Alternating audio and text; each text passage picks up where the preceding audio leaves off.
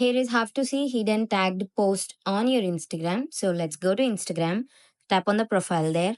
You can go to top three lines or the settings and activity. There you can find in the search bar, you can find search for tag. There you can see review tags.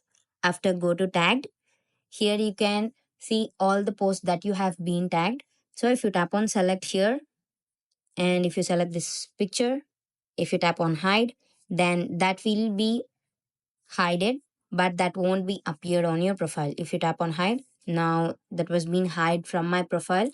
So if I need to see that hidden tagged post, now I need to go to the person who has tagged me, so I can check for, I can go to their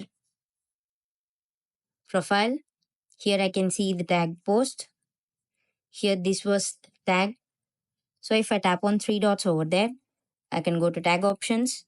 Here you can see show in my profile. If I tap on show in my profile, then that post will be showed in my profile. This is how you can see hidden tagged post on Instagram. Thank you.